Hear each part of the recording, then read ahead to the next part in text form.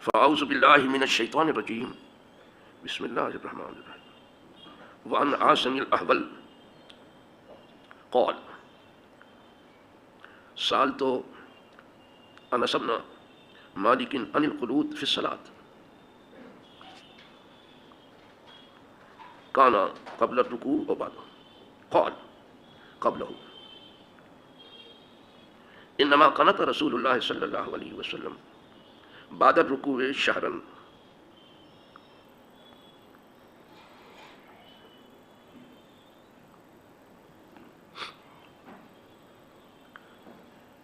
بعد الركوع شهرا انه قنت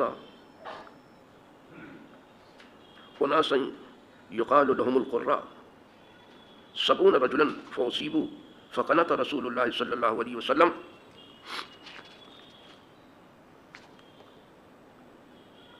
بعد الركوع شهرا يدعو عليهم متفق علیہ.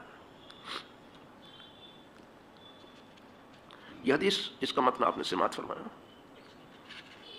جناب عاصم احول سے مروی و منقول ہے. اس حدیث پر امام بخاری امام مسلم دونوں کا اتفاق ہے. یہ جلیل القدر تابعی ہیں جن سے ہے. خود اپنا واقعہ بیان کرتے ہیں کہ میں نے حضرت انس ابن مالک سے پوچھا کہ یہ جو دعائے قنوت پڑھی جاتی ہے یہ رکوع سے پہلے ہے کہ رکوع کے بعد؟ اور ہمیں آپ کو بھی یہی حکم ہے کہ جو چیز ہم نہ جانتے ہوں کسی جاننے والے سے پوچھنا چاہیے، لیکن جاننے والے سے پوچھو، اپنے جیسوں سے مت پوچھو.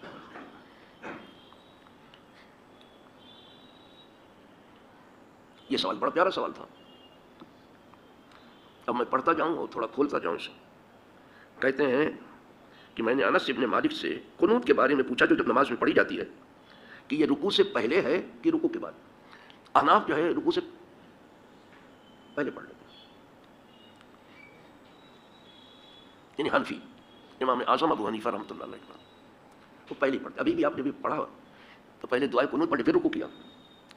یہی سوال کر رہے ہیں. تو جب انس ابن مالک یہ خادم خاص ہے، 10 سال ایسی حضور کی خدمت کی ہے کہ بس انہیں کا نصیب تھا.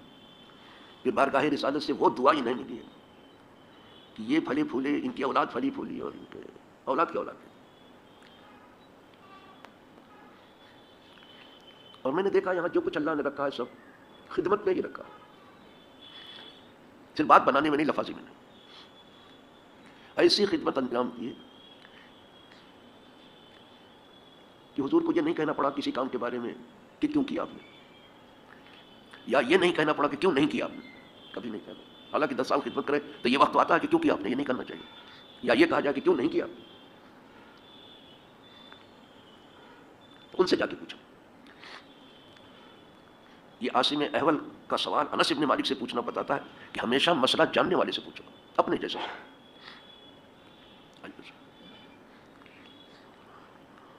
جب انہوں نے پوچھا کہ یہ قنوت جو ہے رکوع سے پہلے ہے کہ رکوع کے بعد، تو انہوں نے جواب ارشاد فرمایا کہ رکوع سے پہلے، یعنی وہی جو حنفی مذہب ہے، رکوع سے پہلے.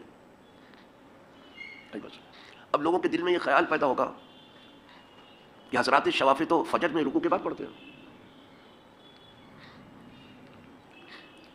اور عرب میں بھی جو امام ہے وہ رکوع کے بعد کرتے ہیں. تو اس کا کیا مطلب ہے؟ تو چونکہ یہ حضرت انس ہیں وہ بات پوری کرتے ہیں، ادھوری نہیں کرتے. اب لوگوں کا طریقہ ہے جو اپنے مطلب کے وہ تو بات کر لیں گے، اور جہاں سے ان کا مطلب مجروح ہوتا ہے وہیں سے بریک لگا دیں گے. ادھوری بات کریں.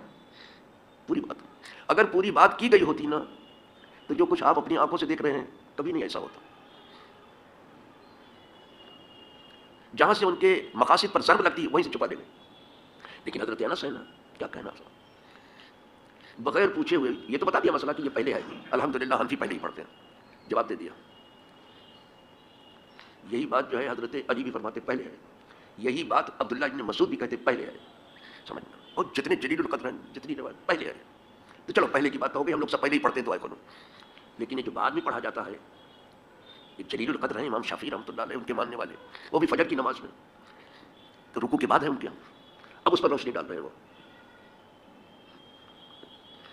کہتے ہیں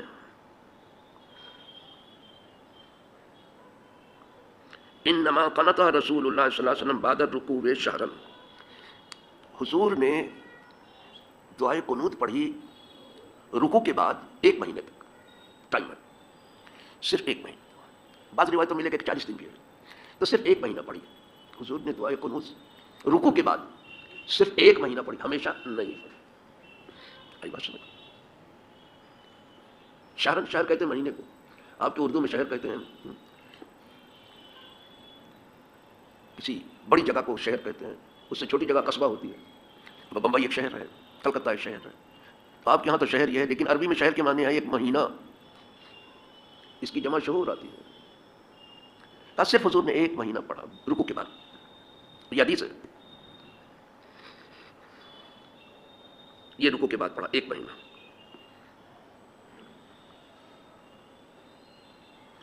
بے شک آپ نے بھیجا تھا کچھ لوگوں کو دین کی خدمت کے لیے، دین کی تبلیغ کے لیے، دین کی دعوت دینے کے لیے کچھ لوگوں کو بھیجا تھا حضور نے۔ اس حدیث میں بتایا گیا کہ وہ 70 آدمی تھے جن کو دینی خدمات کے لیے بھیجا گیا تھا، تو کچھ دین کے دشمنوں نے سب کو شہید کر دیا۔ حالانکہ وہ دعوت دے رہے تھے، کسی کو مجبور نہیں کر رہے، بتا رہے تھے کہ ہمارا دین ہے،